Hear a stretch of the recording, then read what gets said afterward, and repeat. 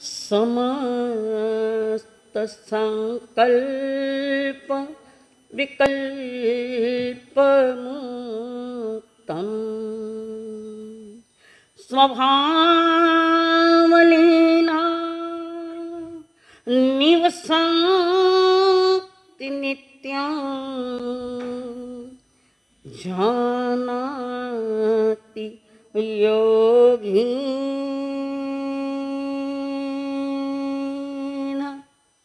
स्वयमेव तत्त्वं जानाति योगी स्वयमेव तत्त्वं।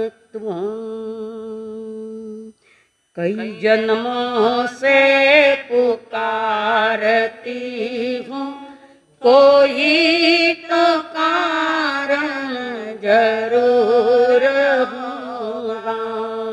कई जन्मों से पुकारती हूँ, कोई तो कारण जरूर होगा। चलते चलते पहुँच न पाई, चलते चलते पहुँच न पाई, मेरी लगन का कसूर होगा। मेरी लगन का कसूर होगा। दिल में बस गई तस्वीर तेरी, दिल मेरा बन गया जागीर तेरी। दिल में बस गई तस्वीर तेरी, दिल मेरा बन गया जागीर तेरी। तू मेरा ठाकुर मैं हूँ पुजारन, तू मेरा ठाकुर मैं हूँ पुजार। रिश्ता निभाना जरूर होगा, रिश्ता निभाना जरूर होगा। चलते चलते पहुँच न पाई, चलते चलते पहुँच न पाया, मेरी लगन का कसूर होगा। मेरी लगन का कसूर होगा। पंच परमेष्टि को प्रणाम। प्रणाम करूं परमात्मा स्वरूप सतगुरुदेव को, संयमी जीवन के सहयोगी साध्वी मंडल, जिन्होंने थरथराते हाथों को स्थिर कर हाथ पकड़ लिया हमारा, वे अनंत अनंत उपकारी आदरणीय स्वर्गीय अम्मा जी महाराज, जिन्होंने मेरा हाथ पकड़ के करुणा भरी दृष्टि से सद्गुरुओं के चरणों में हमें समर्पित किया। वे अनंत अनंत उपकारी मेरे संसारी स्वर्गस्थ पिताजी एवं स्वर्गस्थ माताजी, कर्म सिद्धांत को जानने के लिए आइए वे देवान प्रियो, आप सभी के भीतर में विराजमान भगवान आत्मा को मेरा प्रणाम है। संसार के हर जीव के पास दो प्रकार की धारा है, एक है कर्म धारा और एक है ज्ञान धारा। अज्ञानी भी कर्म करता है, क्रिया करता है, और ज्ञानी भी क्रिया करते हैं, पर दोनों की क्रियाओं में बड़ा फर्क पड़ जाता है। बाहर में एक समान दिखते हैं, ज्ञानी भी और अज्ञानी दोनों ही एक समान दिख रखे हैं। बाहर में फर्क पड़ता है भीतर में। ज्ञानी जो भी क्रिया करता है वो क्रिया करने के पूर्व उसके साथ ज्ञान धारा जोड़ता है, ज्ञान पूर्वक करता है। तो ज्ञानी का ज्ञान पूर्वक कर्म करना यानी क्या है? पहले बता दिया था, कर्म यानी क्रिया। तो ज्ञानी जो क्रिया करते हैं या जो कर्म करते हैं, उस क्रिया को करते वक्त भीतर में से परिणामों में न राग की धारा है, न द्वेष की धारा है, न अंधश्रद्धा है। तो ज्ञानी की जो भी क्रिया ज्ञान पूर्वक होती है वो मुक्ति का कारण बनती है। मुक्ति यानी न परमानंद पाने के लिए वो कार्यकारी बनती है। और एक अज्ञानी क्रिया करता है, क्रिया तो करता है, कई प्रकार की क्रिया है, शुरू में ही बता दिया हो, चलना, उठना, बैठना, खाना, सोना, बोलना, ये जो है, ये जो दिन भर क्रियाएं चलती है, उस क्रिया के साथ अज्ञानी उसमें राग द्वेष का जहर मिलाता है, अंधश्रद्धाओं का, खोटी मान्यताओं का जहर मिलाता है। इस कारण उसकी बाहर में दिखने वाली क्रिया तो है, पर वो खोटी क्रिया है, वो मुक्ति का आनंद का कारण नहीं बनती है। तो अज्ञानी का जो आधार है, अज्ञान का जो पहला आधार है कि वो अज्ञानी ये नहीं समझ पा रहा है कि मैं अज्ञानी हूं, स्वीकृति नहीं, समझता भी नहीं, अस्वीकार भी नहीं।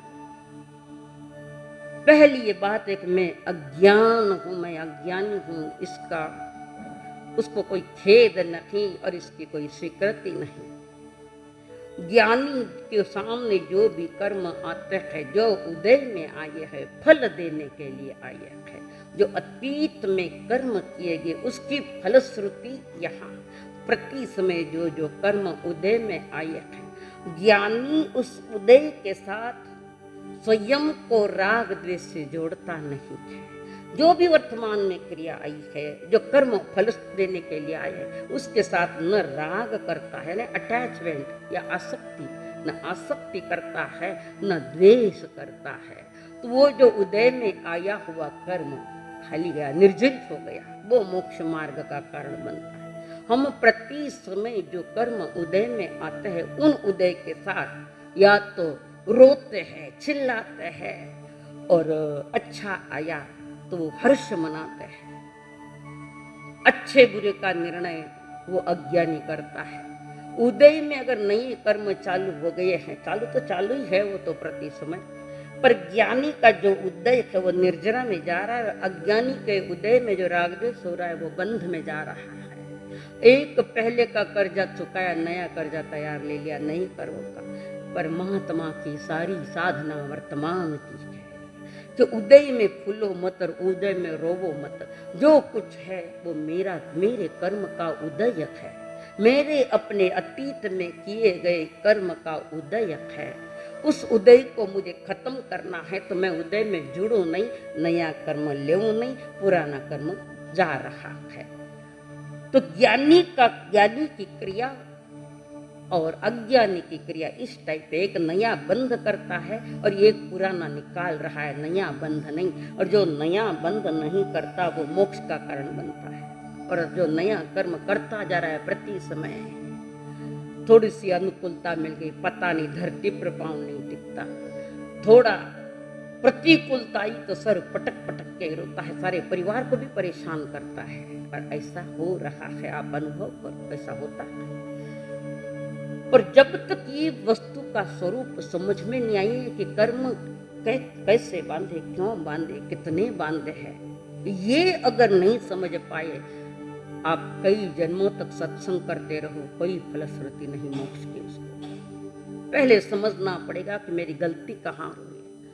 आदमी गलती करता है फिर भी स्वीकार नहीं करता, गलती करता है, मैंने किया नहीं, और गलती स्पष्ट है, जोर जोर से बोलकर दबा देता है। तो अपनी गलती की जहाँ स्वीकृति नहीं है, वहीं संसार की विकृतियां आ रही, वहीं कर्म बंधन का वो कारण बनता। तो आचार्य कुंद देव ने अपने आध्यात्मिक ग्रंथ में, समय सार ग्रंथ है, भारी ग्रंथ लिखे, तात्विक आध्यात्मिक ग्रंथ लिखे, उसमें से गाथा है को नाम भणिज।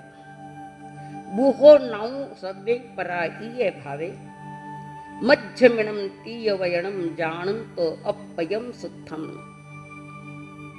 बड़ी गहरी बात की है, बड़ी गहराई है उसमें, डेप्थ है, डेप्थ समझने वालों के लिए और न समझने वालों के लिए जा रही है, कोई फर्क तो नहीं पड़ता। और जो अपनी जिनवाणी के संगत में बैठकर थोड़ा अपना निर्णय करता है, पहला निर्णय करता है मैं अज्ञानी को और मेरा अज्ञान ही मेरे लिए घातक बन गया है, मैं वस्तु स्वरूप को, इन कर्मों को, इस उदय बंध को नहीं समझ पा रहा हूँ, इसलिए मैं हर गति में गोता खाते रहा।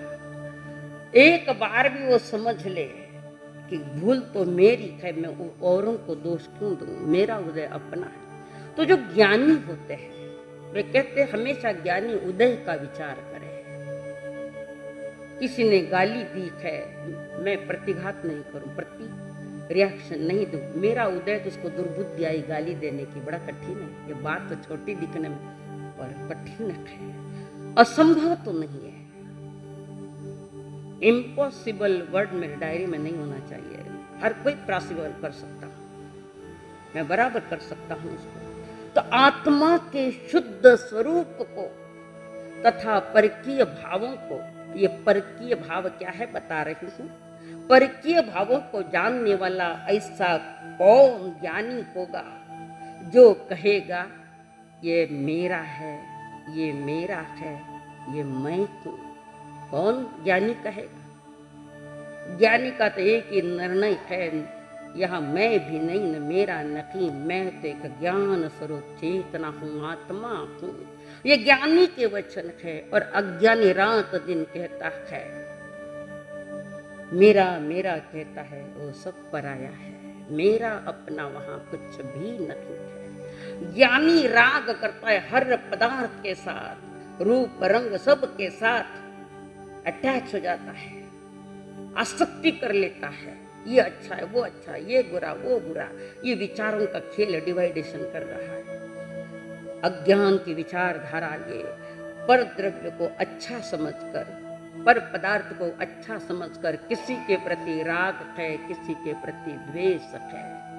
ये दोनों ही खराब है। राग और द्वेष संसार अवस्था में दोनों ही खराब है। कारण ये राग द्वेष तो आपके भीतर में कर्म पैदा कर रहे हैं, कर्म बंधन करा देते हैं। कभी राग से गया, न कभी द्वेष से गया, न कभी मेरा कहा, न कभी तेरा कहा। अब कौन किसका है सिवाय आपकी चेतना के? कौन किसका है? कहने के लिए तो सब आप कह रहे ये मेरा है, ये मेरा है, ये मेरा है। एक लोक व्यवहार की बात अलग है, पर मेरेपन की बात करते वक्त आपके भीतर में आसक्तियां नहीं चाहिए, राग नहीं चाहिए। सब करो, करने को कोई विरोध नहीं। किसी ने भी नहीं किया कि तुम क्रिया मत करो, कर्म मत करो। आगम में कहीं इसका वर्णन नहीं, तुम करो मत। क्रिया होगी, खाने की, पीटने की, मित्र की, दुश्मन की, सब क्रियाएं होगी, भीतर के परिणाम भी उसके साथ चले। सारी क्रियाएं करो, क्रियाओं का विरोध नहीं किया है, सिर्फ विरोध किया है उसमें जहर मत मिलाओ। आज सब्जी अच्छी, रसोई अच्छी, अमुक अच्छी, तमुक अच्छे, ये अच्छे नहीं, ये कपड़ा अच्छा नहीं, वो कपड़ा अच्छा। ये जो चुनाव कर रहे हैं हम, ये सारे उसके पीछे वो दो जहर बैठे हैं, राग और द्वेष। रागात्मक भावनाएं बंधन का कारण है, तो द्वेषात्मक तो है ही है बंधन का कारण। छोटी छोटी बातों में समझ सकते हो आप। घर परिवार में भी रहकर छोटी छोटी बातों पर अगर कंट्रोल किया तो 80% कर्म तो वहीं खत्म हो जाता है, घर परिवार में। और आज के परिवार सारे उद्ध्वस्त हो गए हैं। कहने के लिए परिवार रखे, बाकी तो कुछ रहा नहीं। हर एक का एक पॉइंट में सिर्फ ये मेरा है, बाकी के साथ ठीक है। और जिसको तू मेरा कह रहा है वो भी कभी धोखा देता है। तो हमारे राग द्वेष के कारण जो अंदर में गड़बड़ियां हो रही है, तो नई कर्म बांधने का काम होता है। अज्ञान का आधार ही राग और द्वेष है। अज्ञान का आधार ही मैं और मेरा ये है। व्यवहार चलता है मैं मेरा, पर उस समय निश्चय ध्यान में रखो कौन है अपना और कौन पराया। ना कोई अपना, ना कोई पराया, ये आपके ज्ञान में आना चाहिए। ये नहीं आए, जब तक नहीं आवे तब तक ये संसार में बार बार होगा जन्म और बार बार होगी मौतें। हम आए हैं अनंत की यात्रा के लिए, अनादि का अंत करना है, तो ये दो बातें आपको स्वीकारनी पड़ेगी कि जो भी अनुकूल प्रतिकूल आया है उसके पीछे तुम जकड़ो मत, अटको मत। आया दुख, आया चला जाएगा, दुख आया वो भी चला जाएगा, कोई रुकने के लिए थोड़ी आया है, पर हम उसमें रुकावट डालते हैं और उसके साथ नया राग कर लेता है, ना द्वेष कर लेते हैं। ये प्रक्रिया ऐसी संसार की चक्कर है, सारा संसार का। और जीव अज्ञानी जीव चक्कर काटते अनादि बीत गया है। एक भव भी ऐसा नहीं है कि मैं सत्य स्वरूप को जानूं, और जो जान लेते हैं वैज्ञानिक है। जिसने वस्तु का स्वरूप, कर्म का स्वरूप, आत्मा का स्वरूप, ज्ञान का स्वरूप जिसने जान लिया है, वो ये गलती कभी नहीं करेगा कि ये मैं है नहीं, ये मेरा है। जैसे भरत महाराज 6 खंड का राज किया, थोड़ा नहीं है, 6 खंड का पूरा भरत पर राज किया उन्होंने। दुनिया की दृष्टि में वो राजा है, दुनिया की दृष्टि में वो सारा 6 खंड का कार्य चला रहा है। दुनिया की देखने का ढंग अलग है और ज्ञानी का होने का ढंग अलग होता है। दिखने में तो ऐसा ही दिखता है। जो 6 खंड का राज्य जवाबदारी समझ के किया है, उसमें रचे पचे नहीं, डूबे नहीं उसमें, ये जवाबदारी के हिसाब से किया है। 6 खंड का राज करते करते ही उन्होंने निज आत्मा को, अपने आप को अलिप्त रखा है, कार्य कर रहा है, पर यह समझता है ये पुण्य के उदय में मिला है। आज पुण्य का उदय है, हो सकता है अगला समय पाप का उदय हो सकता है, और वर्तमान में अधिकतर पाप का उदय यानी अपने कर्मों का फल हर इंसान भोग रहा है। हर इंसान, ये मेरा न वो मेरा न ये तेरा न वो तेरा, कुछ भी नहीं है। जहाँ तेरे मेरे की बात होती है वहाँ सारा संसार खड़ा हो जाता है। उपयोग कर सकते हो, आई हुई वस्तु का उपयोग करो, पर मेरा करके पकड़ के मत बैठो। पकड़ के बैठोगे तो कर्म है तैयार।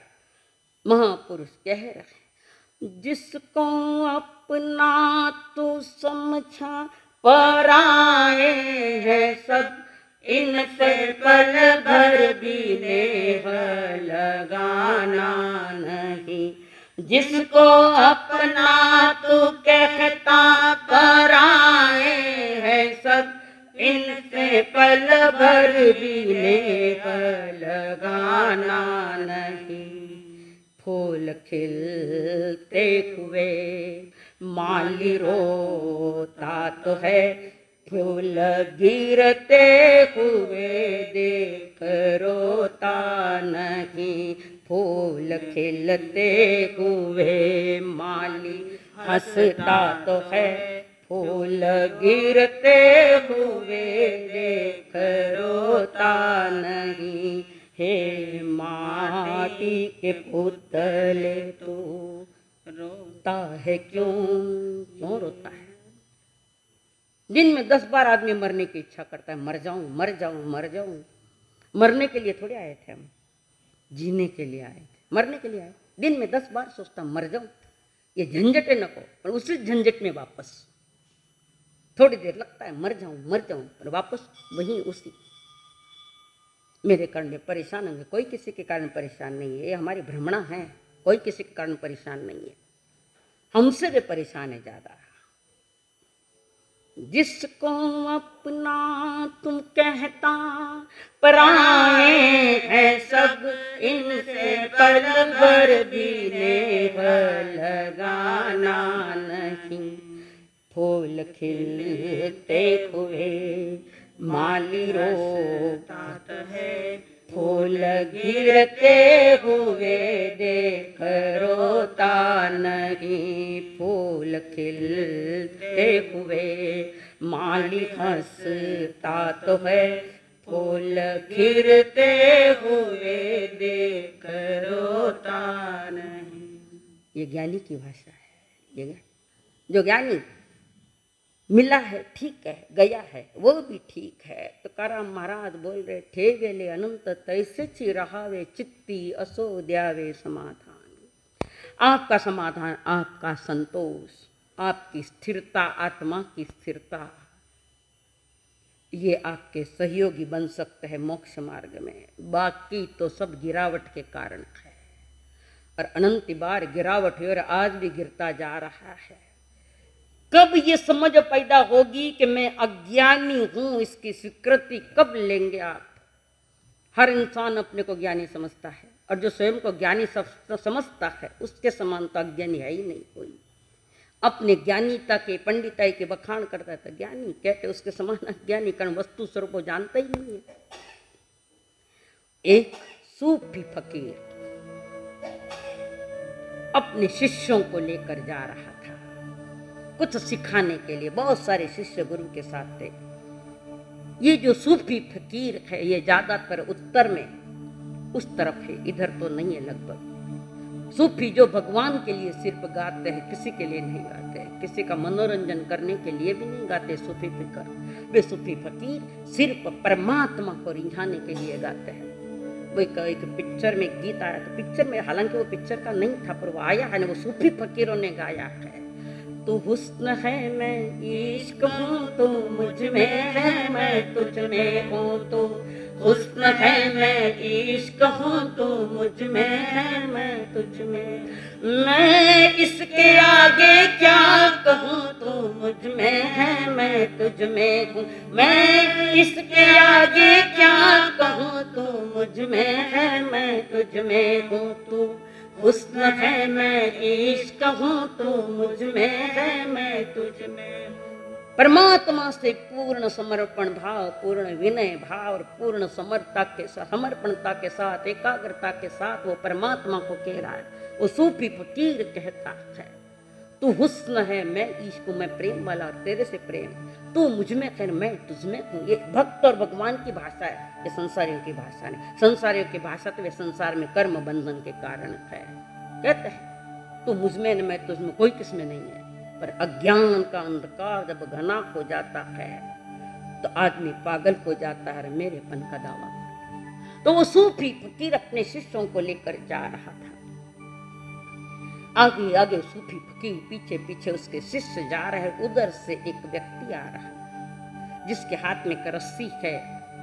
एक छोर रस्सी का उस आदमी के हाथ में, दूसरा छोर में उसने गाय को बांधा है और गाय को खींचते खींचते खींचते ले जा रहा है। सूफी फकीर जी,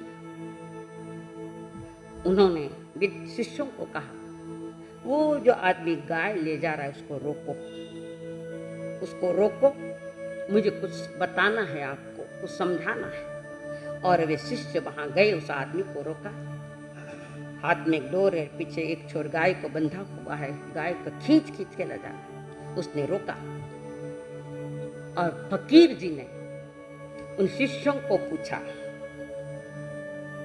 क्या पूछा कि ये जो गाय है और ये जो किसान है वो आदमी है। आदमी के हाथ में गाय की रस्सी है, इन दोनों में गुलाम कौन है? गुलाम कौन है? ये आदमी गुलाम है या गाय गुलाम है? आप क्या दोगे इसका उत्तर? गुलाम कौन है? गुलाम क्या कहोगे आप? भाषा समझे ना हमारी? अच्छा बोलो ना, गुलाम कौन है? जल्दी बोलो। गाय है ना? गाय गुलाम है। ये ऊपर की बात है, ये ऊपर की बात है। शिष्य ने यही कहा, गुरुदेव गाय गुलाम है, रस्सी में बंदी हुई है, तो गाय गुलाम है, वो गुलाम नहीं है आदमी।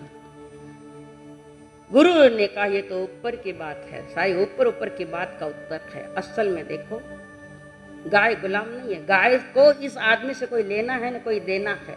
अगर रस्सी काट जाए तो गाय भाग जाएगी और पीछे वो आदमी दौड़ेगा। तो गाय के पीछे तो दौड़ रहा है मेरा करके, बोलो गुलाम कौन है? अब गाय गुलाम है? गाय है गुलाम? गाय को उस आदमी से कुछ भी लेना देना नहीं है, वो तो बांध कर ले जा रहा है। और कोई रस्सी काट दे मेरे जैसा, तो गाय क्या उस आदमी के पीछे भागेगी गुलाम समझ के? वो आदमी दौड़ेगा गाय के पीछे। अध्यात्म जगत के में ज्ञानी यही कहते हैं, संसार के जीव गुलाम होकर घूम रखे हैं, पदार्थों के पीछे सबको बांध, अपने को बांध लिया। घर पर आसक्ति है और कहते हैं घर मेरा, नया 50 करोड़ का घर बनाया, अच्छी बात, घर मेरा है, घर मेरा है। घर कभी कहता है कि मैं तेरा हूं? कभी कहता है घर मैं आपका हूं? बिल्डिंग गिर जाए तो रोएगा कौन? बिल्डिंग गिर जाए तो कौन रोएगा? मालिक रोएगा। अरे मालिक मर गया तो वह बिल्डिंग रोएगी? रोएगी। बस फिर गुलाम कौन है? कौन है गुलाम? अपनी गुलामी समझो, 4 गति में आए, गुलाम बनकर पद पदार्थों के साथ स्वयं को बांध लिया। वो रस्सी जो बीच में है, एक हाथ में और एक गाय के बंधी हुई है, वो एक रस्सी जो है, हमारे यहाँ वो रस्सी दिखाई नहीं देती, वो राग का धागा है, दिखाई नहीं देता। ये ज्ञानी को दिखाई देता है, अज्ञानी को थोड़ी दिखाई देता है। वो ज्ञान की जो अज्ञान की या जो रस्सी है राग की, पदार्थों के पीछे, परिजनों के पीछे, दुनिया के पीछे राग राग कर करके पागल बनते जा रहे हैं। मैं पहले कह चुकी हूं, वस्तु का उपयोग किया जाता है, राग नहीं। बहती हुई नदी का पानी पी सकते हो आप, नदी को पकड़ने की चेष्टा मत करना। नदी को रोकने की ज्यादा चेष्टा की और बड़े बड़े डैम बना लिए। आज चीन का हाल क्या है? औरों को नहीं मिलना पानी, दूसरों को नहीं मिलना, नदियां रोके, डैम बांध दिए। कितनी मूर्खता भरी बातें उन्हें विश्व के लिए की, सभी के लिए। महासत्ता बनना, महासत्ता बनने के सपना देखने वाला वो आज स्वयं सत्य देख रहा है कि सारा के सारा ढह रहा है। प्रकृति ने विनाश करी, प्रलय कर दिया है। औरों के लिए तुम अगर ऐसा व्यवस्था करो तो समझना तैयारी कर ली है अपने नए कर्म और उदय के फल। तो 2 पदार्थ के पीछे, जीव और ये जो पुद्गल सारी दृश्यमान जगत, इसके साथ एक राग का धारा है, राग की धारा है। और इस जीव ने उसके साथ, पदार्थ के साथ राग धारा पकड़ ली और स्वयं गुलाम हो गया। जो स्वयं परमात्मा स्वरूपात्मा थे, उसको आज गुलामी का जीवन जीना पड़ रहा है। तुम गुलाम नहीं हो, तुम परमात्मा की औलाद हो, मुक्त होने का मार्ग है। स्वराज्य हा माझा जन्म सिद्ध अधिकार आहे आणि तो मी मिळवणारच। ये बाहर की जमीन के लिए तिलक जी ने कही थी बात, और भगवान के जो भक्त परमात्मा के अज्ञानी लोग कहते स्वयं का राज्य पाना है, स्वराज्य मेरा ये जन्म सिद्ध अधिकार है और वो मैं मिलाऊंगा। और वो कब मिलेगा? तुम्हारी राग धारा और द्वेष धारा की कटिंग होगी तब मिलता है। सबको अपना कहना नहीं चलता सिवाय आपकी आत्मा। तो ये ज्ञान क्यों रुकावट ला रहा है? ये अज्ञान क्यों नहीं जा रहा है? ये बात समझ में क्यों नहीं आ रही है कि संत महात्मा हकीकत आपको समझा रहे, आपके खोपड़े में क्यों नहीं जाती? ये पता नहीं अभी तक। इसका कारण है हमने ज्ञानावरणीय कर्म का तीव्र बंध किया है। इतना तीव्र कर लिया है कि पहली तो स्वीकृति नहीं हो रही है कि मैं अज्ञानी हूं, ये स्वीकार ही नहीं। ज्ञान का जो बंध किया है इस जीव ने, इतना तीव्र किया है कि हकीकत उसमें ध्यान में नहीं आती है। ये ज्ञान आवरणीय कर्म 8 है। थोड़ी अब कर्म सिद्धांत चालू हो रहा है। पहले भूमिका रखी, अब पहला कर्म जो है ज्ञानावरण कर्म। ज्ञान पर आवरण आया है। क्यों आया? उसके कारण क्या है? बिना कॉज इफेक्ट नहीं आता, कोई ना कोई तो कारण है उसके पीछे। तो ज्ञान पर जो आवरण आया उसका कारण क्या है? बहुत सारे कारण है, पर संसारी लोग उन कारणों को समझता नहीं, मूर्ख भरी बातें करता है, समझता नहीं कि कहां कर्म बंधन हो रहा है। अज्ञान दशा में ऐसे ऐसी बातें करता है, बुद्धि का दिवालापन है सारा ये तो ज्ञानावरणीय कर्म और आत्मज्ञान, मेरे भीतर में ज्ञान का अनंत खजाना पड़ा है, वो प्रकट नहीं हो रहा है, कारण आवरण आया हुआ है। जैसे सूरज पर बादल आए हुए हैं, सूरज दिखाई नहीं देता। दिखता है सूरज? क्या सूरज नहीं है फिर? है क्या? कहाँ गया फिर? कहाँ गया? बादलों में छिप गया। ऐसे ही अनंत ज्ञान तुम्हारे कर्म रूपी बादल में छिप गया है, मिटा नहीं। सूरज मिटा नहीं है, छिपा है, अंदर में है वो, बादल निकले तो सूरज प्रकट रोशनी। ऐसे कर्म आवरण, ज्ञान के आवरण, जो ज्ञान आवरण के आवरण आए है हमारी शुद्ध ज्ञान चेतना को, वो आवरण आया है। स्वभाव मिटाने है, मेरा स्वभाव ही, मेरा स्वरूप ही ज्ञान स्वरूप है। मैं ज्ञान स्वरूप ही चेतना हूँ, ये पहले स्वीकार करो, कम से कम बुद्धि में तो स्वीकार करो, फिर अज्ञान कैसे आ गया। ये है हमारी लापरवाही, ये है आलस हमारा।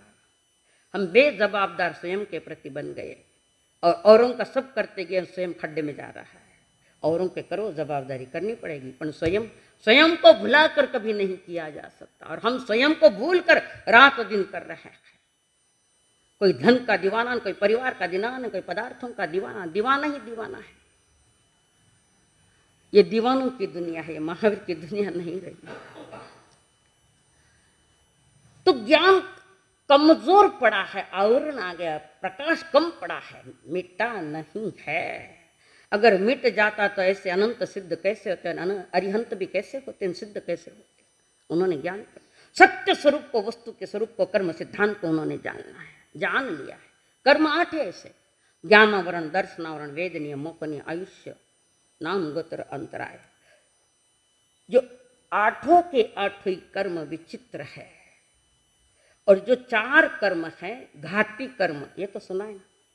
ज्ञानावरण जो ज्ञान पर आवरण लगता है, दर्शनावरण जो सामान्य बोध भी नहीं होता, मोखनीय मूर्छित, सत असत का विवेक नहीं, अंतराय हर चीज में अंतराय पड़ रही है। अचानक आ गए आपके मोबाइल पर शेयर के भाव बहुत घट गए, बहुत घट गए हैं, और ले रखे शेयर कम भाव में। थोड़ी देर में समाचार है भाव बहुत बढ़ गए हैं, खूब भाव बढ़ गए, प्राप्त कर सकते हो, पर अभी थोड़ा लोभ था और बढ़ेंगे, और बढ़ने का नाम ही नहीं, वो नीचे आ गया, वापस मूल में घाटा पड़ गया। ये आदमी के जो है, कभी क्या न कभी क्या, लोभ में सब कुछ गंवाया। ये अंतराय कर्म, धन मिलते मिलते चला गया। लाभांतराय 5 प्रकृतियां उसकी, यथा समय जब वो आएगा गुण कर्म, उसका विश्लेषण होगा, तब कर्म के बताऊं, हर कर्म की क्या चेष्टाएं हैं बता।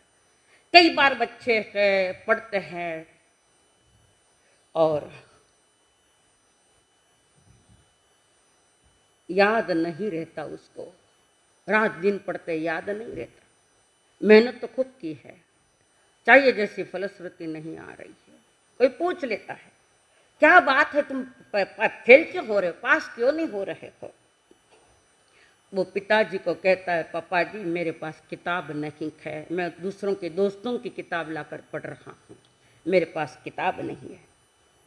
तो कईयों के पास किताबें भी नहीं थी, किताबें भी नहीं थी, और आज के युवक लोग उन पर पीएचडी कर रहे हैं। कबीर के पास कौन सी किताब थी, कबीर के पास कौन सी किताब थी। और दुनिया को जो अध्यात्मवाद दिया, रहस्यमय बातें, उलट बांसियां जो कही कबीर ने, पढ़े लिखे लोगों को भी ज्ञान में नहीं आ रही है, और पीएचडी करने जा रहे हैं, और वे अनपढ़ गांव के गंवार कबीर जी, कोई किताब हाथ में नहीं है। वो स्वयं कह रहे, ना कागज है ना शाही है, कुछ भी नहीं, मैंने स्कूल देखी भी नहीं कभी, बिना किताब के भी पास हो गया। ऐसा पास हो कि दुनिया उस पर रिसर्च कर रही है, पीएचडी करते करते, तो भी समझ में नहीं आता। तो ये किताब मेरे पास नहीं थी, ऊपर की बातें हैं सारी, किताब नहीं थी, ये नहीं था ना वो नहीं। कोई कहते अच्छे गुरु नहीं मिले, अच्छे गुरु नहीं मिले पढ़ाने वाले। तो एकलव्य के पास कौन गुरु थे, कहाँ पढ़ाया द्रोणाचार्य ने एकलव्य को, कहाँ पढ़ाया।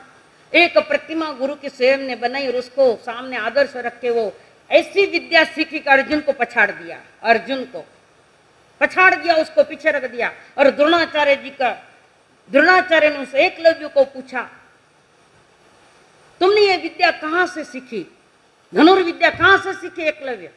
गुरुदेव मुझे सिखाने वाले तो आप ही तो मेरे गुरु हो, और कौन थे, आपने सिखाई, मैंने तो सिखाया ही नहीं।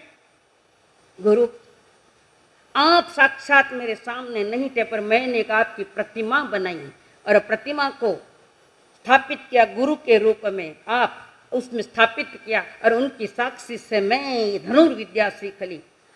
एक द्रोणाचार्य गुरु ने एकलव्य अर्जुन को सिखाया, और यहाँ तो गुरु का अभाव है, पर अंतर की श्रद्धा और अंतर का संकल्प और स्वयं की जवाबदारी संभाली एकलव्य ने, तो अर्जुन को पछाड़ दिया और स्वयं। और ये बात देखकर गुरु जी ने कपट कर लिया, उसका अंगूठा मांग लिया। कारण जिससे ये धनुर्विद्या होती है कि अर्जुन के आगे कोई न है, ये कोई नहीं जावे, ये भी गुरु की गलती है। तो कौन गुरु मिले थे एकलव्य को? कोई नहीं मिले। फिर लड़का कहता है गुरुदेव स्कूल अच्छी नहीं है। पापा जी को कहते स्कूल अच्छी नहीं है, तो मैं पढ़ नहीं पाया, स्कूल अच्छी नहीं है। भगवान महावीर जी किस स्कूल में गए थे? कौन सी स्कूल में गए थे? पहले के जमाने में तुम्हारे 4 पीढ़ियां पीछे जाओ, अंगूठा छाप वाले सब है, पर तुम्हारे आगे है। बड़ी बड़ी डिग्रियां प्राप्त करने के बाद भी गई वे डिग्रियां कोई काम की नहीं रही। कोई स्कूल को अच्छी नहीं बताता, कोई किताबें नहीं बातें करता है, कोई कहते गुरु अच्छे नहीं मिले। ये सब ऊपर की बातें हैं। जमाने में कहाँ किस गुरु मिले? तीसरी ने चौथी पास करने वाले हमारे बुजुर्ग, और उनके पास कोई स्कूल का विषय नहीं, थोड़ा बहुत सीख लिया, अक्षर ज्ञान हो गया। पर अक्षर ज्ञान के साथ साथ वो भी ज्ञान साथ में है जो आवश्यक है जिस समय।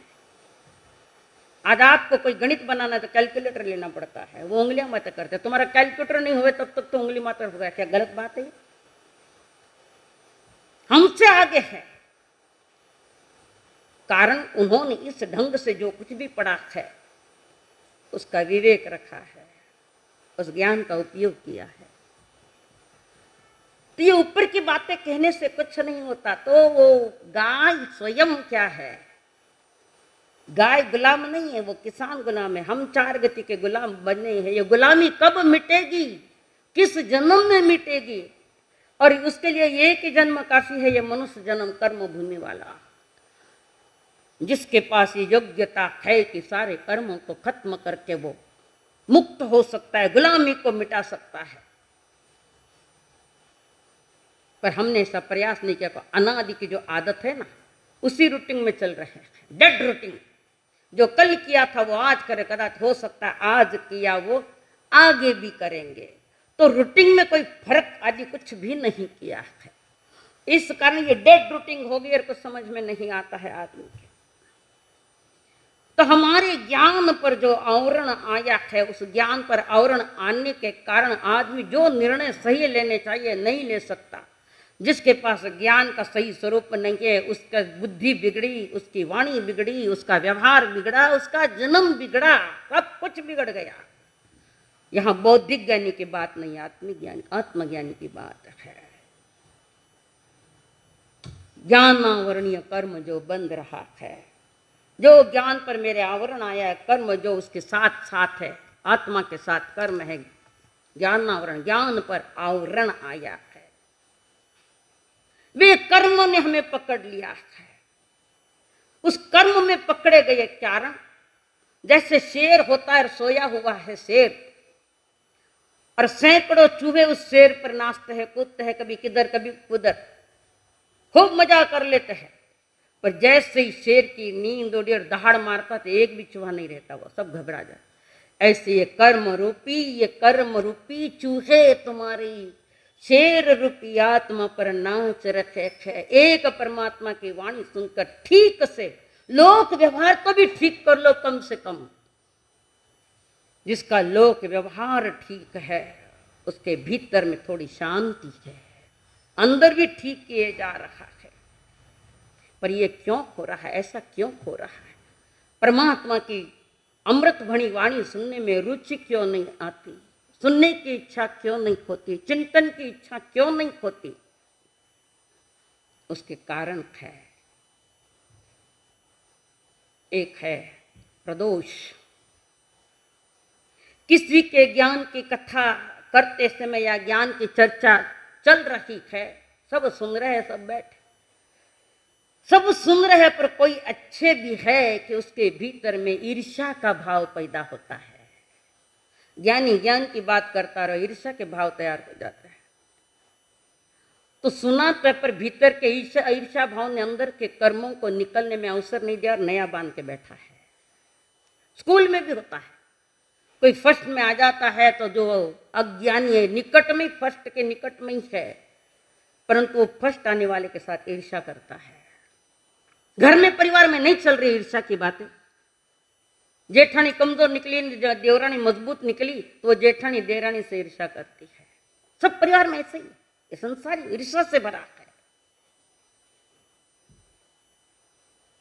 और यही ईर्ष्याएं, यही कषाएं, यही द्वेष बुद्धियां जो परमात्मा स्वरूप चेतना थी उसको गुलाम बना दिया। किसी ने बहुत अच्छी बात रखी धर्म की, तो प्रसन्नता का भाव चेहरे पर नहीं, आनंद का भाव चेहरे पर नहीं है, वितराग वाणी का बहुमान नहीं, आगमों का बहुमान नहीं, तो आपकी आत्मा सम्मानित कब हो सकती है? जिसके आधार पर आत्मा का बहुमान सम्मान होता है वो बातें तो तुमने ली नहीं रखी। अच्छी ज्ञान की बातें किसी से सुनाई तो महाराज आज तो कमाल हो गया, आज अंदर में ठोके पड़े हैं। थाना कान मत ठोका पड़े, अंदर में ठोका नहीं पड़े, अंदर में पड़नी चाहिए, तब ये आवरण हटता है। और ज्ञान का पहला कारण क्या है कि भाई प्रदोष, किसी के ज्ञान की कथा सुनते समय अंदर में बहुमान पैदा नहीं हो रहा है, प्रसन्नता नहीं प्रकट हो रही है, प्रशंसा के भाव नहीं आ रखे, ना मुंह से भी कुछ कहता है, ना उसका प्रचार करता है। शुद्ध बातें, जिनवाणी की शुद्ध बातें जब सामने आती है तो आते हैं, बैठते हैं। हो सकता है और कोई हिसाब किताब चलता होगा यहां बैठकर, हो सकता है नींद के भी भाव आए। ये नींद भी, कभी सत्संग में नींद आती है तो समझना वो खड़ा हो गया है, ज्ञानावरण कर्म उदय में खड़ा है सामने। सत्य की बातें सुनने की रुचि नहीं आए तो समझना तीव्र ज्ञानावरण कर्म का उदय है। प्रशंसा के भाव नहीं आए तो समझना तीव्र ज्ञानावरण कर्म है। हम बाहर में करते हैं कुछ, सुनते हैं कुछ, और इसमें अपना अज्ञान बढ़ा लिया है। किसी कारणवश कुछ भी बहाने करता है। महाराज सामने में आने की बहुत इच्छा होती है, जिनवाणी सुनने की इच्छा होती है, पर टाबर या सुने कौन, ये छोड़े नहीं मने। वे टाबर छोड़ने का खुद टाबरा ने छोड़े नहीं, इसका निर्णय ठीक से करो। बेट तो सुनो नहीं, हाँ हाँ वो करे, उन पर क्यों दोष डाल रहे हो? अपनी अज्ञानता औरों पर डालकर और कर्म तीव्र कर लिया, ज्ञान बढ़ा लिया है। अपने पुरुषार्थ में कमी है, अपने रुचि में कमी है, श्रवण में कमी है, बोलने के विवेक में कमी है, हर बात में कमी है। और उनको दोष मत दो, और अज्ञान गहरा हो जाएगा, और गहरा हो जाएगा।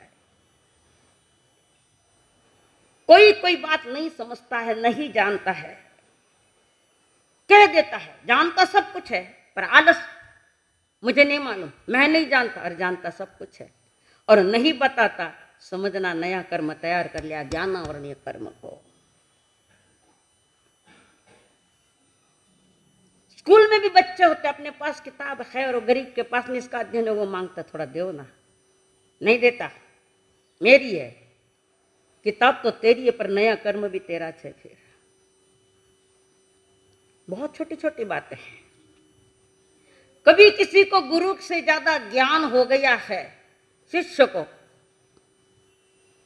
और कोई पूछे उस शिष्य को कि तेरे तुम्हारे गुरु क्या है, कैसे गुरु, किसने सिखाया इतना ज्ञान, किसने तुम्हें इतना ज्ञान दिया? किसने दिया था? गुरु ने दिया था। प्रारंभ तो उन्होंने किया ना, गुरु ने। अब उसको शर्म आ रही है कि मैं गुरु का नाम कैसे कहूं, मैं उनसे ज्यादा ज्ञानी हूं, मैं उनसे ज्यादा ज्ञानी हूं, मैं उस गुरु का नाम कैसे लूं? बस बढ़ा लिया। किसी एक संत महात्मा जिनका शिष्य, जैन साधु जिनका शिष्य गुरु के पास पढ़ना चालू हुआ और फिर धीरे धीरे पुरुषार्थ किया पढ़ाई में, तो ज्ञानावरण कर्म थोड़ा सा हट गया, थोड़ा ज्यादा ज्ञान हो गया। और जब कोई पूछता है किसने सीखा, मैंने सीखा। क्यों? गुरु के नाम को बताना शर्म आती है। कभी एक अक्षर भी किसी ने सिखाया, भले लोक व्यवहार का ज्ञान हो या वितराग का आध्यात्मिक ज्ञान हो, उनका नाम कभी मत छिपाना। तो उस संत ने, शिष्य ने गुरु का नाम छिपा दिया। मैं ही सीखा हूं, मुझे नहीं सिखाया किसने। शर्म के मारे नहीं बताया गुरु का नाम, कारण गुरु के पास इतना ज्ञान नहीं है। और उसको कह दिया मैंने स्वयं पुरुषार्थ किया, मैंने प्राप्त किया है। कुछ समय बीता, ज्यादा नहीं, तो कर्म बांध लिया ना, वो आ रहा है उदय में तत्काल। उस शिष्य के शरीर में बीमारी फैल गई, कोढ़ की बीमारी, झरने लगे। झूठ बोलकर उसको फंसाया, अपनी तारीफ कर रहा है, गुरु को निगलेक्ट कर रहा है। सारे शरीर में कोढ़ फूट गया। और रियल घटना है, मैं परियों की कथाएं नहीं कहती, ये हकीकत कहती हूँ। फिर उसको ध्यान में आया, अरे मैंने पूछने वाले को गुरु का नाम छिपा दिया, शरीर में कोढ़ फूट गया, प्रभाव तो आएगा उसका। फिर जाकर गुरु के चरणों में गया, बार बार नम्रता पूर्वक सत्य बात कह दी। गुरु ने कोई प्रतिक्रिया नहीं दी। कर्म तेरा और समझ तेरी छे, तो गुरु क्या बोलेंगे। कुंदन जैसी काया कोढ़ में चली गई। गुरु के पास जाकर क्षमा याचना करता है।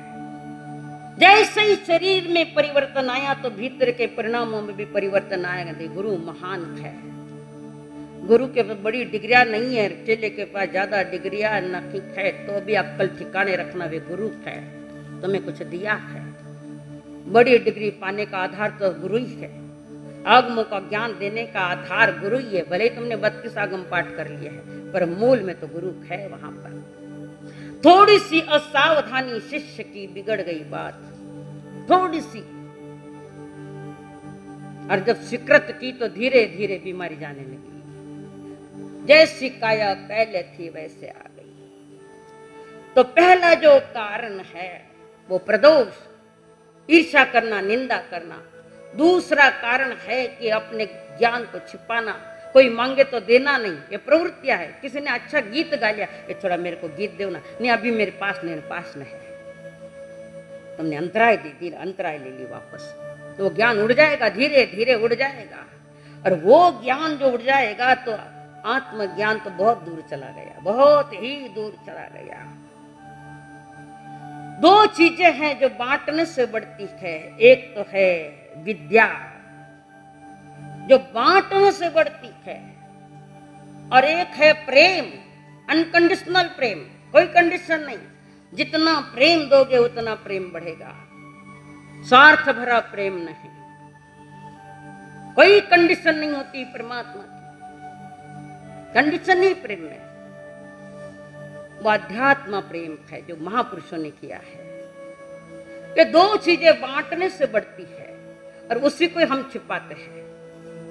कभी ज्ञान देने का कंटाला आता है, कभी झूठ बोल देते मेरे पास नहीं, कभी कुछ कह देते, कुछ भी बहाने बना देते। देना की नहीं है, सड़ जाएगा अंदर, वो ज्ञान भी सड़ जाएगा और खत्म हो जाएगा। तो गुरुजनों के पास में बैठकर जो ज्ञान हासिल कर रहे हो या किया है उसका बहुमान करो, कभी किसी का नाम छिपाओ। ज्ञान पूर्वक अपने पांचों इंद्रियों के जो विषय है उसका उपयोग करो, ज्ञान पूर्वक करो।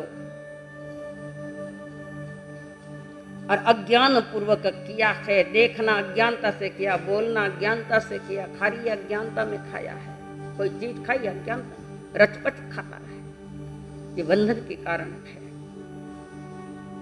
अज्ञान दशा में था संसार में वाणी बिगड़ी और व्यवहार बिगड़ा है।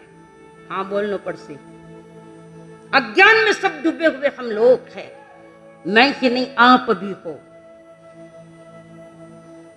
छोटी छोटी बातों को लेकर हम कितना तूफान मचा रखे थे और ये समझ में नहीं आ रहा कि ये तूफान हमारे लिए महामोहनीय कर्म का बंधन है।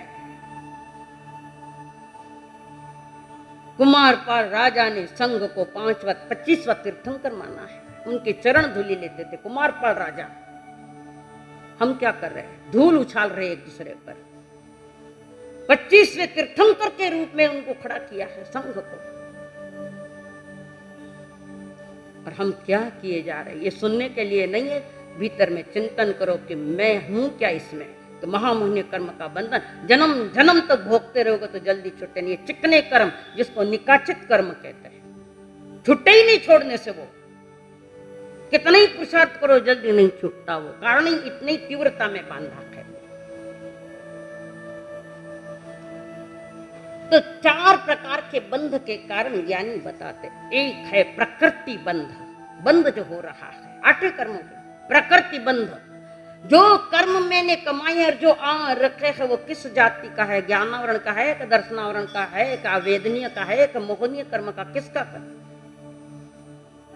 वो प्रकृति बता रखी है, किस प्रकृति का मैंने कर्म बांधा है। दूसरी बता रखी है प्रदेश बंध। मेरे आत्मा में कितने कितने स्थान को उन्होंने घेर लिया है, कितने आत्म प्रदेशों पर पड़ी है, कितना स्थान मेरी आत्मा पर आत्मा को घेर लिया है, कहां कहां घेरा है इन कर्मों ने, और कितने कितने कर्म आए हैं। वो है प्रदेश बंध। स्थिति बंध, वर्तमान में जो भी कर्म बंध रखा है, ऐसा मत समझो मैं सामयिक बैठा हूं, धर्म सभा में बैठना हूं, कर्म बंध नहीं हो रहा है, हो रहा है, रुकावट नहीं है उसमें।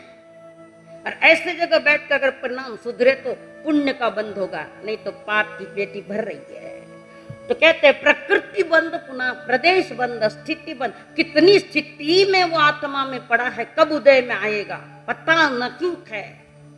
हमारे परिणामों की तीव्रता, कलुषितता, अति तीव्रता, अति ज्यादा बंध करेगा, लंबा समय लेगा।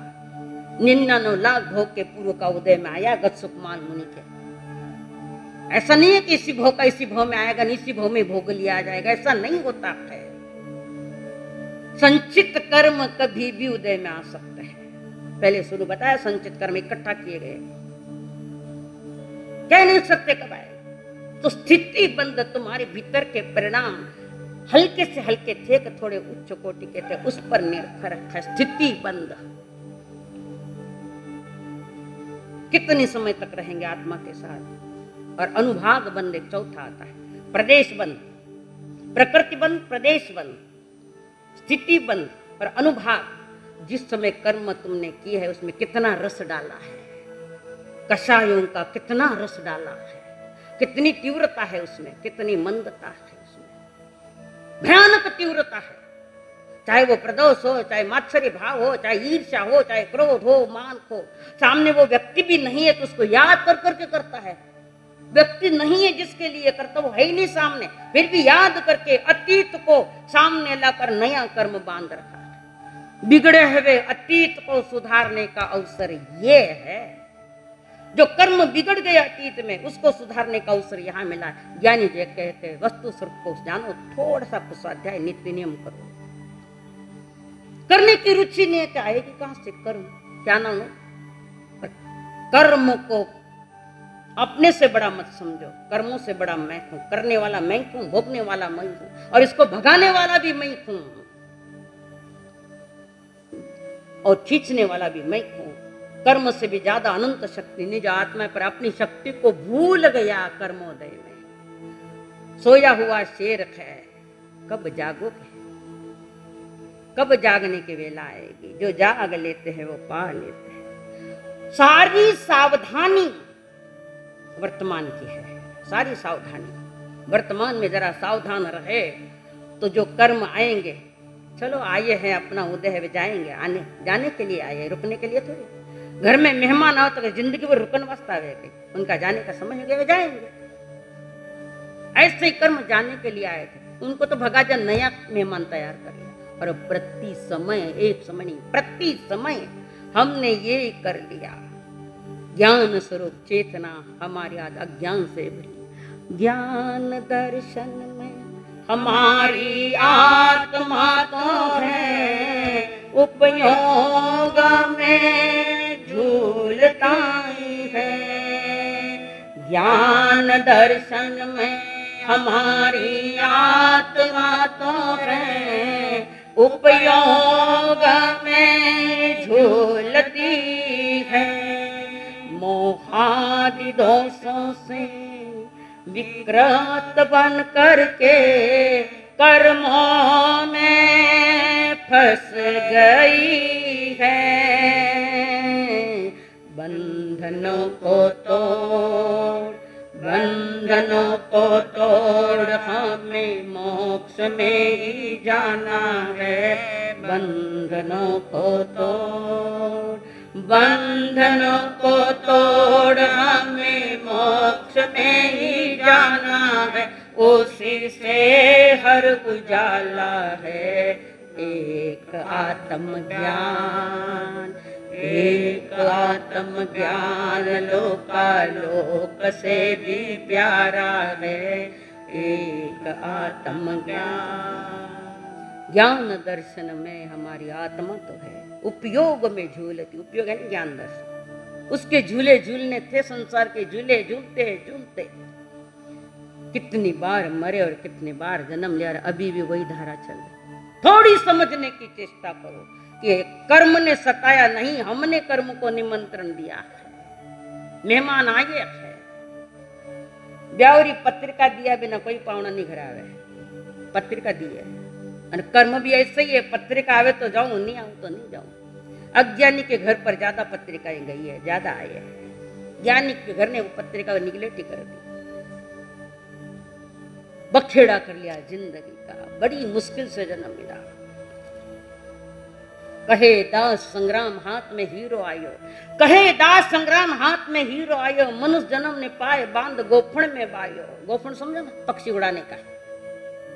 कहे दास संग्राम हाथ में हीरो आयो, मनुष्य जन्म ने पाए बांध गोफण में बायो। बांध दियो बेसुल रहियो, बांध दियो बेसुल लारे रहियो। जोहरी मिल परीक्षा करी तब रोयो माथो टेक, रोयो माथो टेक, एड़ा तो घना गमाया। कहे दास संग्राम हाथ में हीरा आया, मनुष्य जन्म का हीरा पहले बड़ी मुश्किल से हाथ में हीरा आया। कौवे बैठे ऊपर हाथ में हीरे, उसको फेंक फेंक के मार रहा था एक व्यक्ति झाड़ों के नीचे। हीरे मिल गए कहीं, तो उसको मालूम नहीं है हीरे, वो कांच के टुकड़े समझकर फेंक रहा पक्षी को उड़ाने के लिए। सारे हीरे फेंक दिए कांच का टुकड़ा समझकर, उसके हाथ में हीरा रह गया। वो देख रहा था चमचम। इतने में जोहरी आया, जोहरी ने देखा वो सारा प्रकार, तो वो पक्षी को उड़ाने के लिए हीरे से उड़ा रहा है, और उसने वो हीरा रोक दिया। उसने कहा तुम क्यों रोके? मूर्ख, ये कांच का टुकड़ा नहीं, ये हीरा है, हीरा। और तुम कौवे उड़ाने, जिसमें जिसकी कीमत, जिस हीरे की कीमत लाखों रुपए है, तू कौवे उड़ाने में लगा रहा है। मूर्ख, इस हीरे की कीमत है 10 लाख रुपया। और एड़ा घना गमाया। कितने गए हीरे? बहुत सारे हीरे, बहुत सारे हीरे चले गए। विषय वासना कर कषायों के कब्बे उड़ाने में चले गए। लास्ट में सतगुरु रूपी कोई जोहरी आता है, कहता है मूर्ख, ये क्या कर दिया तुमने? रोयो माथो टेक, एड़ा तो घना गमाया। कहे दास संग्राम हाथ में हीरा आया। हीरों के समान इस जन्म को कौड़ियों के बाद मत बेचो, कौड़ी के भाव। थोड़ी अक्ल लाओ ठिकाने को, मुश्किल से मिलती है जिंदवानी। रुचि है जब आइए, और आइए है तो सुन रखे को आनंद आ रहा है। वो तात्कालिक आनंद नहीं, उसके पुरुषार्थ को, जो गलत चीज मेरे जीवन में उसकी कटिंग करो। हम सुनते हैं उसको। ये बात जिनके समझ में आ गई कि जीवन को बचाना है, तो मदना दासी ने राजा रानी और वो दोनों पुत्र चारों को रवाना कर दिया। चौरे अंडरग्राउंड से रवाना हो गए, कारण भाई भाई का दुश्मन बना। यह अज्ञान दशा। महाबल ने अपने भाई को मारना चाहा, चंदन को, और चंदन जब षड्यंत्र रचा, मदना दासी ने सुना, सारी प्रक्रिया कर ली, और मदना दासी ने अंदर से अंडरग्राउंड से बाहर निकाल दिया, जंगलों में चला गया। चले गए चारे मदना वापस आ गए। उसके महाराज में क्षमा चाहती, मैं आगे नहीं आ सकती, कारण मदना नहीं है। देखकर उनके मन में शंका पड़ जाएगी कि यही दासी गई होगी, आपको भी पकड़कर मुझे पूछेंगे किस दिशा में, तो मुझे बताना पड़ेगा। आप चले जाओ चारी में जाते हो, और दरवाजा बंद कर देते हो, सुरंग वाला दरवाजा मेन, और वहां से निकल गए। चल रहे, कभी कांटे है न कभी फूल है, कभी कंकर है न कभी शूल है। बच्चे रो रखे थे, देखो उनके नसीब में रोना। महलों में रहने वाला, चांदी के सकोरों में, सोने के सकोरों में दूध पीने वाला, आज पानी भी नसीब नहीं। भूख लग रही है, बच्चे रो रहे। वो कहते माँ भूख लगी। बोलो उस समय माँ की अवस्था क्या होगी, जब बच्चा भूखा रोटी मांग रहा है या दूध मांग रहा है, और वो नहीं दे पा रही, उस माँ की क्या स्थिति। मरने से भी ज्यादा भयंकर स्थिति उस माँ की। माँ कहते बेटा ठहरो ठहरो, मैं देखती हूँ, प्रयत्न करती हूँ, पर बच्चा इतनी भूखे, उनको क्या समझता है कि हमारे पास कुछ नहीं है माँ बाप के पास। और दोनों जा रहे, पर राजा चंदन में सर पर हाथ लगाकर बैठा है, क्या करूं, इन बच्चों की भी मैं परवरिश पूरी नहीं व्यवस्था कर रहा, क्या करूं। और वो इधर इधर जल ढूंढ रहे, कहीं कोई मिलता है का पानी ढूंढ रहे हैं, नहीं मिल पा रहा है। कारण कर्म कहता है इतना जल्दी छोड़ूं क्या तुझे, मैं इतना जल्दी नहीं छोड़ूं, तेरे कर्म और अधिक आएंगे, रोने से क्या होगा। मलियागिरी, कर्म तो ऐसे ही बांधा है तुमने, अभी तो नहीं छोड़ू तुम्हें, मैं लंबे जाऊंगी। कर्म कहते न कभी सुख है न कभी दुख, ये संसार का खेल सुख दुखों से भरा है, दुख ज्यादा है और दुख ज्यादा, कर्म और ये सुख भास है, मृग भास। सुख है कहते हैं, आता है सुख, आता है दुख, रोता है, सोचता है सुख आ रहा है कि फौरन दुख आ गया, देखते देखते दुख आ जाता है।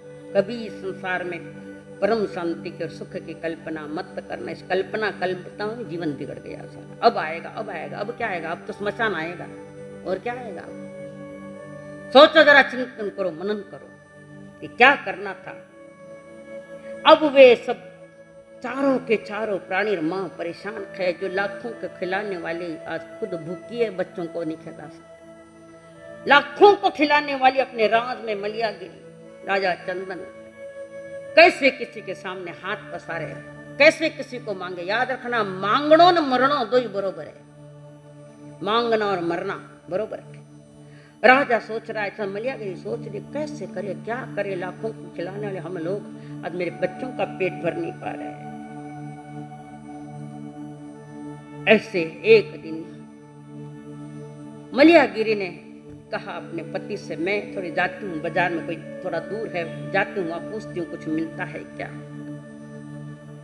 मलियागिरी बाजार में तो जा रही है, पर कर्म कोई पीछे थोड़ी छोड़ के गई है, वो भी उसके साथ चल रहे हैं। वो भी संकट के दिन चार हैं, मत भर मन में भीति, हिम्मत से कुछ काम ले, ना तज निर्मल नीति। यो 3 रोज के बाद कनकपुरी आए, नगरी के बाहर ठहर धैर्यता पाए। बच्चों को लख कर भरे नयन से पानी, धन चंदन राजा और मलियागिरी रानी, धन चंदन राजा और मलियागिरी रानी। चारों ही प्राणी कर्म के मारे भूखे प्यासे रोते रोते जा रहे। माँ के सबके हिम्मत रखो, कुछ न कुछ करेंगे। 3 दिन तक चलते रहे भूखे, छोटे छोटे बच्चे भी भूखे। माँ बाप के क्या हाल होंगे सोचो। कोरोना में नहीं हुए ऐसे हाल। कोरोना जब फैली है तो ऐसे घर नहीं है, समाज के भी थे नहीं थे। बच्चों को रोटी भी देने में नसीब नहीं। कमाने वाला गया कोरोना में, 2 बच्चे कोरोना में पड़े अकेले, माँ क्या करे। उस समय हमारा विवेक होना चाहिए कि तलाशी करो कौन भूखे और कौन प्यासे। महलों में रखकर, महलों में रहकर बादाम के हलवे खाने वाले गरीब के पास चटनी रोटी आई का नहीं, ये जानना, ये समझना और ये पूरा करना काम, ये आपका कार्य, आपकी जवाबदारी है। समाज ने जवाबदारियां न के ली तो कोई जैनी भी इस्लाम बने हैं, कोई जैनी ये बने हैं, दूसरे कौन सा बोलते वो क्रिश्चियन बने हैं, आते हैं, पूछते हैं ऐसा क्यों। हमारा तो कर्म का उदय है ही है, पर समाज ने भी उपेक्षा कर दी उस बात की। तो कर्म बंधन से आप भी नहीं छूट सकते। कारण जवाबदारी नहीं संभली, अक्कल नहीं आई कि मुझे भी उनको 2 रोटी दी। फिर भी जैन समाज ने बहुत कुछ किया, इसमें भी कोई खामी नहीं, बहुत किया जितने अन्यों ने नहीं किया। कारण थोड़ा सत्संग था, एक दूसरे के सुन कर भी किया है, धन्यवाद के पात्र थे। तो रानी वहां आई, रानी कह रही आप यहाँ रुको, मैं जाती हूँ बाजार में। और सारे तीनों वहां रुके हैं बाहर, कनकपुरी के बाहर। राजा और ये दोनों बच्चे वहां रुके, जा रहे बाजार में।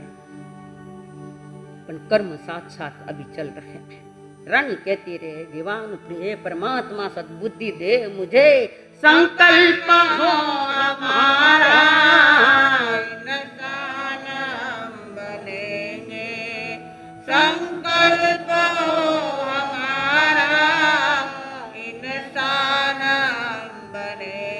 इंसान बन गए तो भगवान भी बनेंगे। इंसान बन गए तो भगवान भी बनेंगे। संकल्प हो हमारा इंसान हम बने। बोलिए भगवान महावीर स्वामी की, आचार्य भगवंत की, सब संत सतियों की। बंधुओं, सावन का महीना चालू हो गया, एक एक त्योहार आने की तैयारियां हैं। पहला त्योहार आएगा आचार्य भगवंत। आचार्य भगवंत के जन्म जयंती 121, हाँ जन्म जयंती 121वीं आ रही है। महापुरुषों का आदर्श सामने रखते हुए विवेक पूर्व के जन्म जयंती मनाएंगे। 7 दिन का कार्यक्रम तैयार हो गया। कार्यक्रम आ गए क्या आपके पास?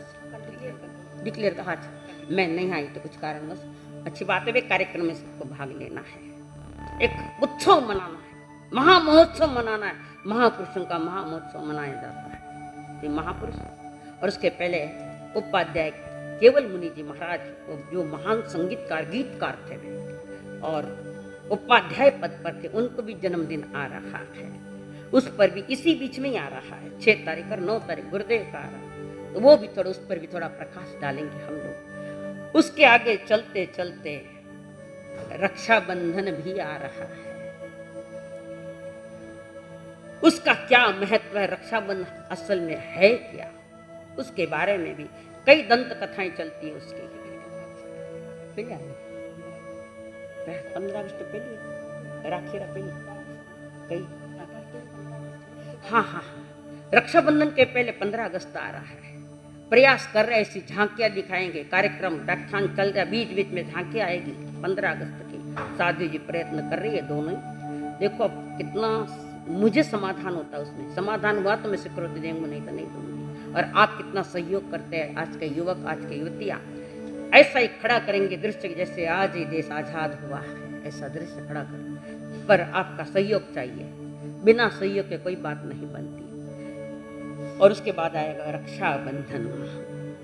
ये रक्षाबंधन भाई बहन का पर्व है।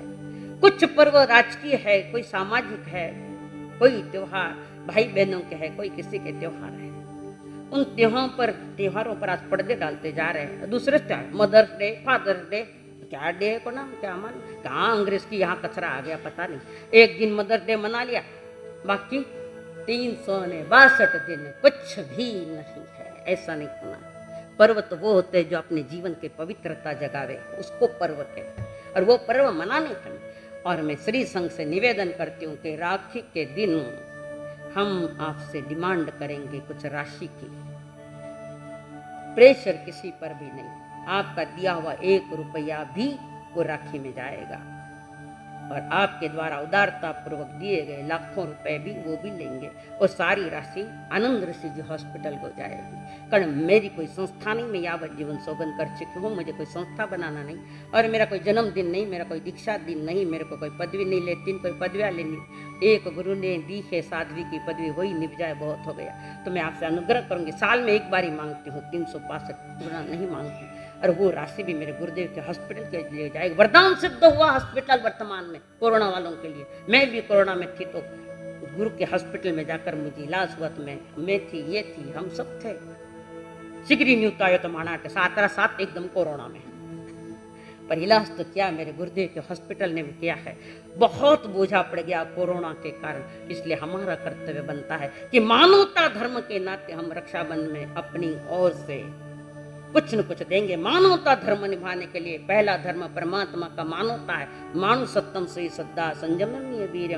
मानवता से ये जिन धर्म प्रारंभ होता है, मानवता से।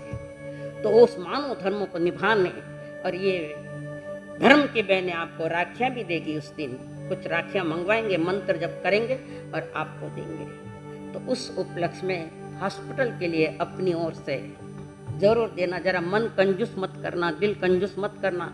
व्यवस्था है तो जरूर आंकड़ा देना अपने गुरुदेव के हॉस्पिटल के लिए, जहां मानव धर्म ऊंचाई पर चल रहा है। कभी ऐसे प्रसंग आए तो बताऊंगी कि आनंद हॉस्पिटल में कैसे कैसे चमत्कार हुए उस कोरोना में, ये भी बताऊंगी आपको। अभी समय नहीं, समय पहले ही चला गया है। और उसके बाद धीरे धीरे कृष्ण जन्माष्टमी आ रही है, उसके बाद हमारे आ रही है कृष्ण जन्माष्टमी, और उसके बाद हमारे आध्यात्मिक पर्व चालू होंगे, पर्युषण पर्व, और हाईएस्ट है वो संवत्सरी। स्वयं को सावधान करो, हर तरह से तैयार करो कि ये पर्व मनाएंगे ही मनाएंगे जोर शोर से, और जीवन का भी पर्व मनाएंगे इसी के साथ।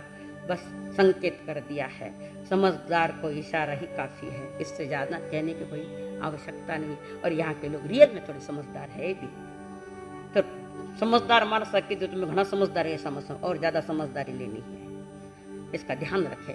हाँ, कोई उपवास के पचकार, उपवास के पचकार कोई है, 2 3 आयम्बिल के पचकार। हाँ, एक ही बात है कि साल जो हम मना रहे रक्षाबंधन, अपनी बहनों को बुला लेना, भरे ही बोल नहीं आवे फोन कर देना, नहीं बोलती हो तो भी फोन करना, और चलो इस साल हम रक्षाबंधन मनाएंगे, नए तरीके से मनाएंगे। और बहुओं के साला जी को बुला लेना, तो बहन यहाँ भी अपने भाई को राखी बांधेंगे। एक पवित्र इमोशनल पर्व है, भाई बहन के प्यार की पवित्र कथा है, ये सारे अनोखा पर्व है, ये सिर्फ भारत देश में और कहीं नहीं है। यहाँ ऋषियों ने दिए हैं हमें ये पर्व, इसलिए आप उसमें हिस्सा लेना। अपने बहनों को फोन कर दो, अपने साला जी को भी फोन कर दो, और धर्म सभा में, धर्म दरबार में ये पवित्र रस्म मनाएंगे। हाँ, कोई आयम्बिल उग्गे सुरे अयम बिलम पचकामि तीवम प्यारमात्म खाइम साइमम लेवालेम उचित वेगनम गुरु अभुट्यागरणम सहस्त्रागरणम महत्रागरणम सब समय वत्यागरणम वो सरे। एकासन है कोई एकासन? व्यासना साता है। उग्गेसरे एकासनम पचकामि तीयम प्यारमात्म खाइम साइमम एक टकरा पर तीनों आहार का पचखान आनंद थणा भगणम सहस्त्रागरणम महत्रागरणम सब समय वत्यागरणम वो सरे अपमानम वो सरामी बोलो। हाँ, उसके साथ व्यासना है कोई? आज के सामूहिक पचखान भोजन में झूठा नहीं डालना, भोजन के पूर्व अतिथि भावना भाना, कोई अतिथि आए और मेरे थाली में आया हुआ आहार में उनको भी दूं। हमारे यहाँ 12वां व्रत है अतिथि संभाग व्रत, संत भी अतिथि हो सकते हैं, कोई श्रावक भी अतिथि है। अपने घर पर सहज आने वाले कोई अतिथि, जिसकी कोई तिथि नहीं है, अचानक आएंगे, वो अतिथि हम। अतिथि देवो भव समझकर भोजन करते वक्त पहले भावना भाना, और एक काम करना, भोजन करने को चालू किया तो पहले माँ बाप को पूछना आपने भोजन किया क्या, या बड़े भाई भाभी तो उनको भी पूछना आपने भोजन किया क्या।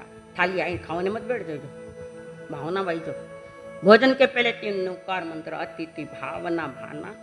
तीसरा है आज किसी की चुगली नहीं करना, और चौथा है, समझ गए ना, कही है चौथा मैं भूल गई, जो को पूछू चप्पल अपनी से ले जाना। 10 भात जोड़ो मत जोड़ो कंपलसरी, 10 बनते परिक्रमा में निंदा में गरिया में बहुत सरे। हाँ सर,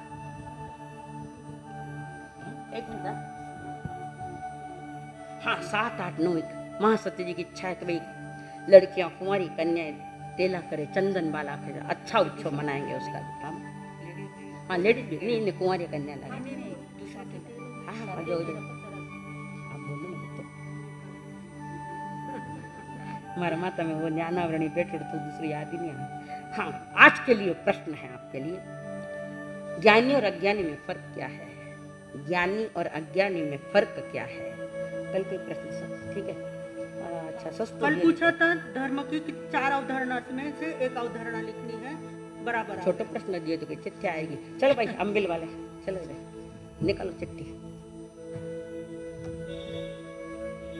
अम्बिल निधि में भाग लेना है, मेरे पास नाम देना है, जिसको भाग लेना है नाम मेरे पास दे देना। बख्शिश लाए नहीं लाइब्रेरी ये मेरे जयेश जी संचेती की ओर से शायद है, उनकी ओर से ये ये 2 देना। हाँ, अंदर है। हाँ, कहाँ चिट्ठी? हाँ, ये हाँ, ठीक सा, कल के भी देना है, कल के। हाँ, ये है पहला जो आया है, धर्म संकट में संभालता है, धर्म जीवन को स्वर्ग बनाता है, धर्म करने से पुण्य बढ़ता है, धर्म से अपने जीवन का रूपांतरण होता है। 4 ही मांगे थे, हाँ चलो ठीक है, ज्यादा दिया, 5 मांगे 50 दिया, धन्यवाद है। सो मीना दीपक जी लुणावत, अभी तो बराबर आयो नाम, थोड़ा चटको दियो तो कागज छोटा करो, अगर और बड़ा कागज लिया, इतना बड़ा लिया, छोटे में होता है तो बड़ा लिया तो बख्शिश नहीं दूंगी, परिग्रह का रूप है। हाँ, सौ संगीता कांतिलाल जी भुरट, सौ संगीता कांतिलाल जी भुरट, ले जाओ अपना बख्शिश। और कल के 2 रहे हुए हैं, इसका नाम था कर मारो नाम हो। हाँ जी, जल्दी जल्दी जल्दी जल्दी,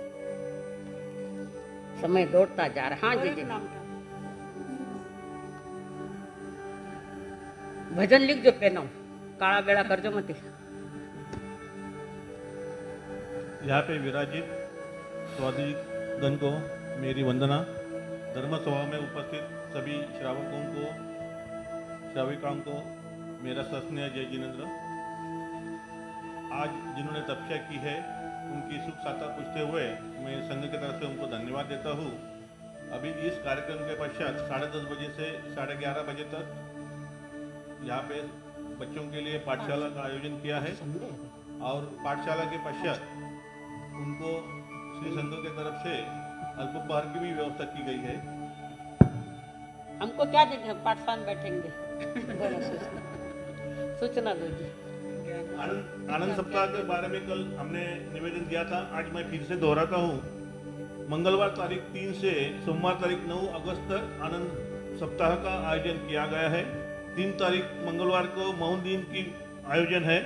4 तारीख बुधवार को पंचरंगी सामायिक, 5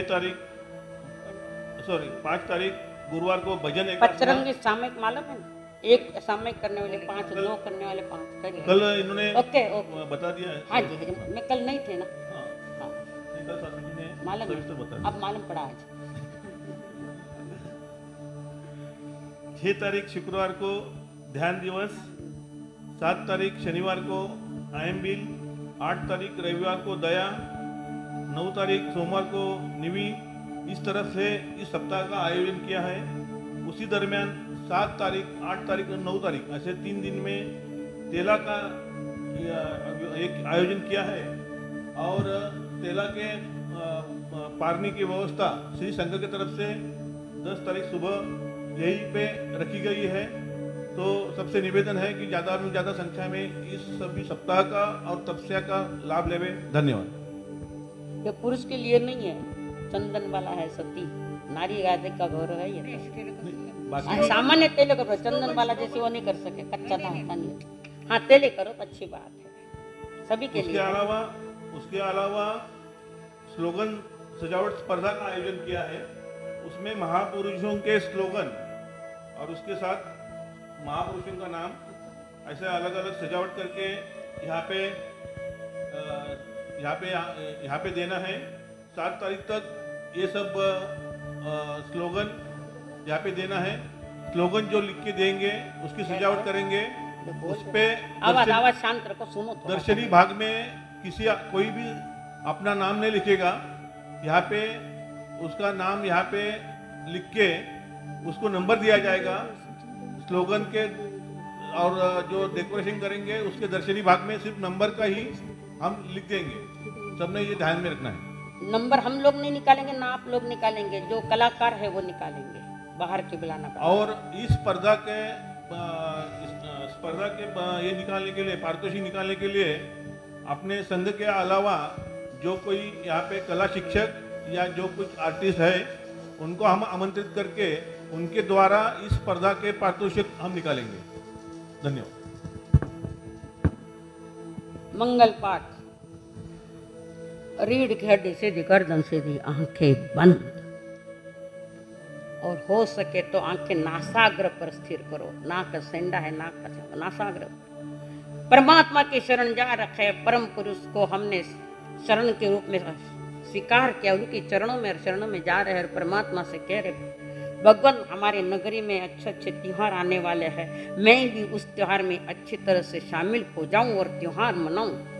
उसके लिए हमें प्रसाद दो। और मुस्कराते हुए परमात्मा श्रीमिंदर भगवान ने वो प्रसाद बांट रखा है, वो प्रसाद अपने भीतर में जाने देना। नमो अरहंताणम, नमो सिद्धाणम, नमो आयर्याणम, नमो वच्छायाणम, नमो ले सब सावणम, ऐसो पंच नमकार सब पाव पणासनम, मंगलानंत सबदे सिंह परमम खवई मंगलम। चैता भारम वासम चक्रवट्टी महिड्यो संति संति करेलोए पत्तो गई मणुतरम। नमो दंसनस, नमो नाणस, नमो चरितस, नमो तवस गुरुदेव की आज्ञा। चत्तारि मंगलम रखंता मंगलम, सिद्धा मंगलम, साहु मंगलम, केवली पन्नतो धमो मंगलम। चत्तारि लोगुत्तमा रखंता लोगुत्तमा, सिद्धा लोगुत्तमा, साहु लोगुत्तमा, केवली पन्नतो धमो लोगुत्तमो। चत्तारि शरणं पवज्जामि, अर्हन्ते शरणं पवज्जामि, सिद्धे शरणं पवज्जामि, साहु शरणं पवज्जामि, केवली पन्नतं धम्मं शरणं पवज्जामि। एक साथ अरहंतों का शरणा, सिद्धों का शरणा, साधुओं का शरणा, केवली प्ररूपी दया धर्म का। चार शरण दुख हरण जगत में, और न शरणा कोई होगा।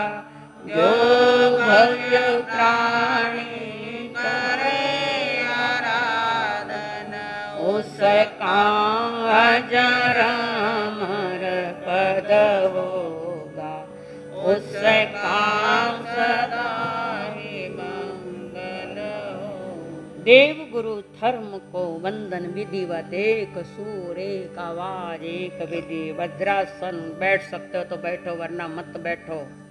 तीखो तुम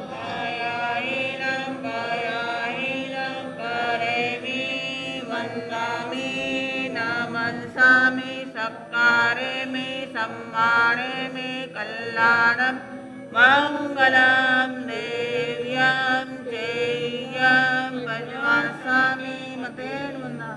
देखो तुम आयाहीनम पयाही, बैठ जाओ नीचे। वंदामि नमस्सामि, सत्कारे में सम्माने में कल्याणम, मंगलम देव्यं चेयं भजवासामि मतेन वंदा। देखो तो आया, नीचे बैठ जाओ। करे मी वंदामि, नमस्सामि, सत्कारे में सम्माने में कल्याणम, मंगलम देव्यं चेयं भजवासामि। बोलिए जिन शासन देव की। यहाँ से सूचना दी जाती है, उठ बैठ मत करो। एक विधि अच्छी दिख रही है तो बीच में खड़े क्यों? नहीं, नियम पालो।